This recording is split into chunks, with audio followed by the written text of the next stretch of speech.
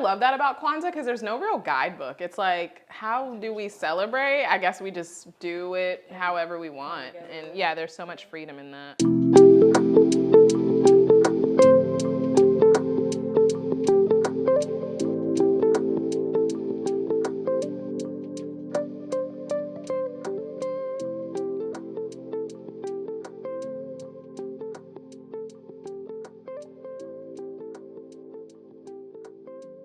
Well, thank y'all for coming, and thank y'all for cooking. Yes, of course. Welcome to my home. I think that I approach this in the same way that I approach cooking for my family. It's unfussy, it's not complicated, but you know, they're good flavor, great technique, and it's just simple food that's incredibly humble that we're elevating with all of these amazing flavors. And that's how I approach this. And like, you know, there can often be this disconnect in our cooking, and I don't know if you can relate to this, Ashleigh, where like you're cooking for a dining room and you're cooking for like your family and friends and you like really get down and dirty. I kind of approached it that way. Like when I think of holidays, that's when I finally get to see my family. And like outside of that world, what exists for me is, like you said, like being intentional about my Blackness, because I don't have any family out here. And just like, so to do this project and know that we're celebrating Kwanzaa, it did feel very familial. I'm all about meeting new people and connecting with new people through food. Learn things from other chefs and other people who know a different technique than I do, or a different flavor profile, whatever it may be. So that was cool. And then I think you get to know people the most in the kitchen, you know? Like when you work with someone, you get to know them, their boundaries, the things that you don't want to speak about or ask or whatever.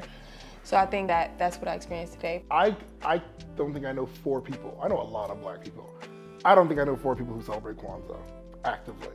Do you celebrate Kwanzaa? No, like I don't. My family has never celebrated Kwanzaa. You know, like we celebrate Thanksgiving, we celebrate Christmas, but after that, it's just like the rest of these, we wait till New Year's. My sister's family, I believe they celebrate Kwanzaa, but it's a separation between us, so I haven't really experienced it. But yeah, like you said, I don't really know many Black people who celebrate Kwanzaa. And I think it's what you said, like, you know, how many people do you know that actually celebrate? And when the holiday season hits, is Hallmark saying like, hey, like, welcome to our Kwanzaa table. Like, you know what I mean? Like when it comes to consumerism and promoting the holidays, Kwanzaa is never a topic.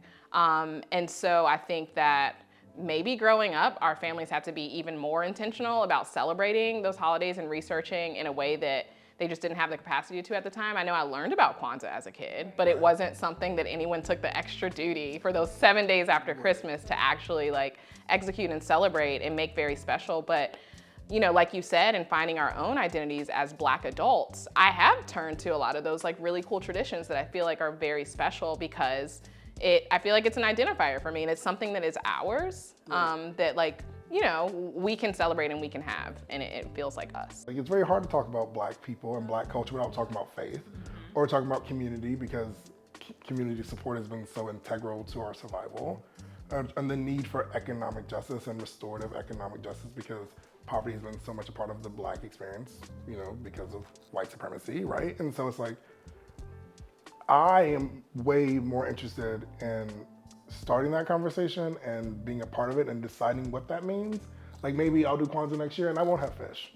And maybe it'll be all soul food. Or maybe I'll do Kwanzaa one year and I'll do all like takeout food.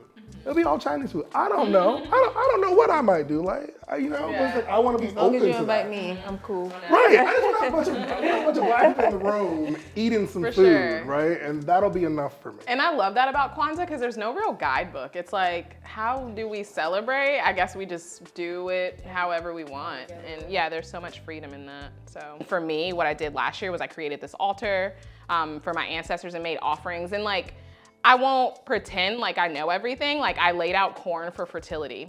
I don't know, like, is that a thing? I don't know, but that's what I did. And I think it just, right? That's my new tradition. Corn for fertility, now we know. So I think it just looks like being incredibly intentional with those 7 days and really taking moments to appreciate them. I would hope that we could all feel like Kwanzaa is us like reflecting on our past and just like also hitting a reset button to like go into the new year with like creativity and purpose and all of the things that, that those facets talk about. Yeah, I can agree for sure. And just have intentional conversation over food. I mean, I think to use the end of the year to reset and think about the year that completed or are completing.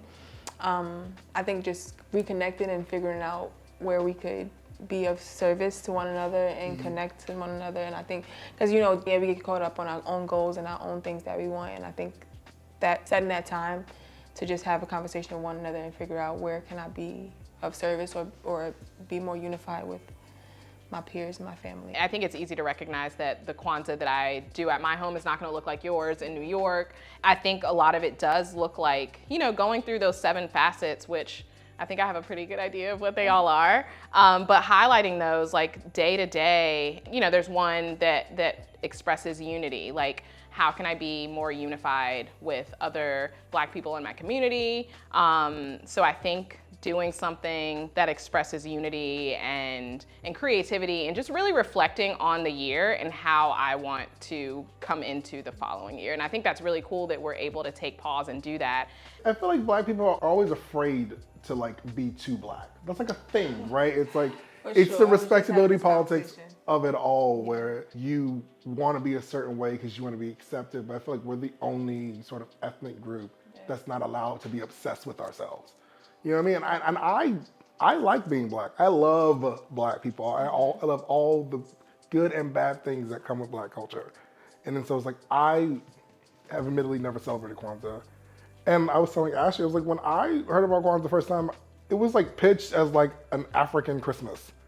Like, it was like, I thought it was like a real religious holiday that was happening somewhere else. I had no idea that it was just something that was created here to advocate for somebody like me. Like, the Black American experience is so specific.